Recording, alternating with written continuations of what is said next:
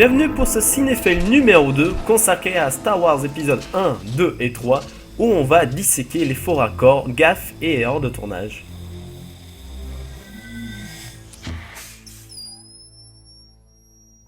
Nous sommes très fiers de nos méthodes de préparation au combat et de nos programmes d'entraînement. Dans tous les cas de ce faux raccord là, on ne peut pas être fier car vous allez voir, ça passe presque inaperçu, mais on le voit quand même. Allez, revoyons la scène. Dans cette première séquence, le sable laser d'Obi-Wan se situe à sa droite. Mais dans la séquence qui suit, il n'est plus à sa droite, mais bel et bien à sa gauche, donc un faux raccord. Après le magicien coiffeur dans l'épisode numéro 1 de Cinéphile, cette fois-ci on va s'attaquer à un autre personnage essentiel des films, le costumier, et cette fois-ci je l'ai appelé le costumier gaffeur parce qu'il va faire que des gaffes dans ces trois films. La première connerie de notre costumier gaffeur, ça a été d'oublier une partie du costume de Dark Vador dans cette première séquence et qui va être rajoutée dans cette deuxième séquence. Vous voyez, là il y a bien le col de Dark Vador alors que dans la séquence précédente il n'y avait pas de col. Même dans les séquences les plus importantes des films, le costumier gaffeur est toujours là pour oublier quelque chose et nous on en profite. Corrompre ton cœur. Je ne suis plus abusé par les Jedi. Je n'ai plus peur du côté obscur comme eux. Mais tu devrais avoir peur de moi, car moi je trouve toutes les erreurs dans ces trois films. Alors, revenons donc à notre gaffe de notre costumier gaffeur. Donc vous voyez ici le manteau tombe bien en face de cette plateforme et ensuite va se retrouver sur le côté. Et là le costumier gaffeur n'a de nouveau pas fait son boulot, il aurait dû replacer le manteau à sa place et non le laisser ici. La troisième boulette de notre costumier gaffeur, toujours lui. Les pédagogues sont tous les mêmes. Ils nous trouvent plus de défauts que nous ne voudrions. C'est comme ça qu'on grandit? Je sais.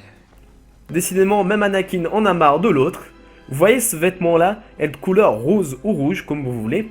Et vous allez voir dans la prochaine séquence, le vêtement va tout simplement changer. Il sera bleu et il n'a plus du tout le même aspect, on dirait. Ne vous inquiétez pas, il y a bien pire dans l'équipe du tournage que le costumier gaffeur. Il y a les mecs qui s'occupent des effets spéciaux.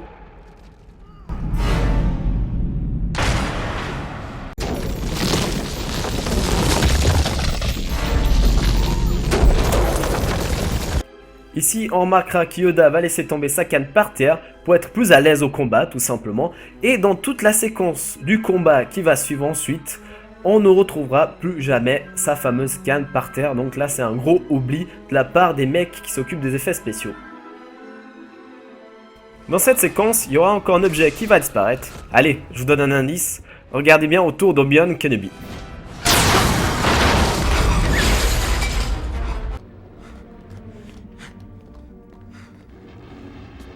Anakin.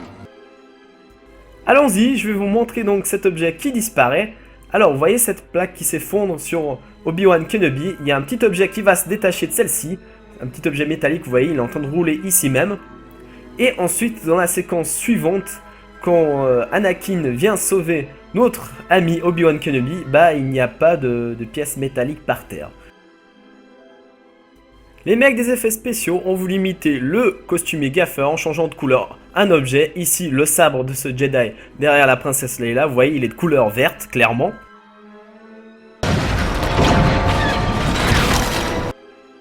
Et qui on retrouve là avec un sabre laser de couleur bleue cette fois-ci? Bah, le même Jedi qu'on a vu auparavant.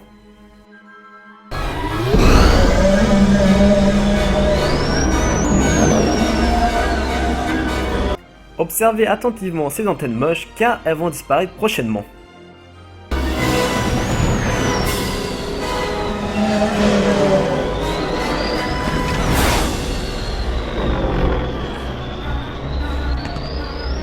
Tu en as mis un temps. Ah oui, excusez-moi. Moi dans tous les cas je ne mets jamais longtemps avant de découvrir une erreur. Donc ici on voit clairement que ces deux antennes moches qui ont complètement disparu. On ne sait pas pourquoi, mais les mecs des effets spéciaux ont nouveau complètement merdé. Maintenant, je vais vous montrer une gaffe très flagrante. Regardez bien. C'est donc fait. Observez attentivement la plateforme sur laquelle est Yoda. Vous voyez cette plateforme à gauche, elle est beaucoup plus courte, beaucoup plus étroite que celle à droite. Et en plus, Yoda a tout simplement changé de place, vous voyez donc. Celle de droite est beaucoup plus allongée. Ceci est sans aucun doute la plus grosse gaffe que les mecs des décors ont fait.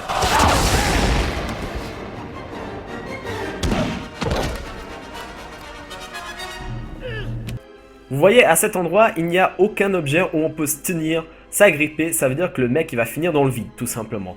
Et tout à coup, il y a un objet, une barre où il s'accroche. Je sais pas qui a fait ça, mais ça a dû être un stagiaire, mais il a complètement pété les plombs en rajoutant ça.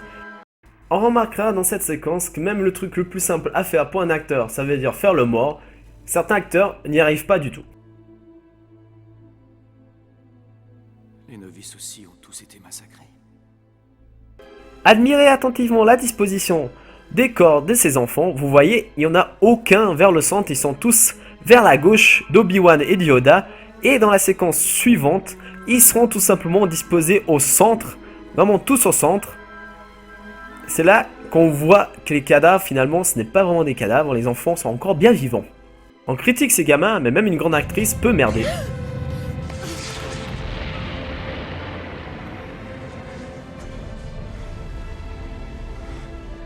Et oui Nathalie, tu vas faire deux belles gaffes. Observez bien la position du corps de Nathalie Portman, comment elle est disposée, etc. Et vous allez voir dans la séquence d'après, ça a complètement changé. Même Obi-Wan Kenobi, il est en train de se dire, mais putain, fous-toi bien. Vous voyez, elle est complètement disposée ailleurs, et ses bras aussi sont disposés autrement. On le remarque encore plus facilement quand on cale les deux séquences l'une sur l'autre. On voit directement qu'il y a un problème là. Voici la dernière gaffe de cette vidéo, et pas des moindres, vu que c'est la meilleure, franchement, elle est vraiment exceptionnelle. Observez cette peinture murale, ou ce papier peint, et vous imaginez jamais que ce papier peint, cette peinture qui est dessinée au fond d'une pièce, représente vraiment une pièce réelle. Et oui, c'est vraiment du foutage de gueule, le mec qui nous a fait ça, vous voyez, ça représente vraiment une pièce réelle qui voulait représenter. Mais franchement, moi, si je découvre qui c'est, ce mec, mais je lui fais la même peinture et je lui fais tout manger, quoi. Mais n'importe quoi. C'est quoi? Est-ce que franchement, dans votre tête, vous aurez imaginé une seule seconde que ça, c'est une vraie pièce? Moi, jamais, franchement.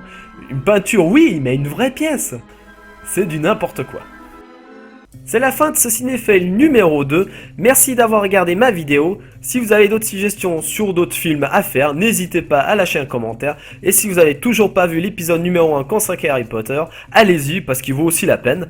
Et on se retrouve tout bientôt pour des nouveaux cinéphiles.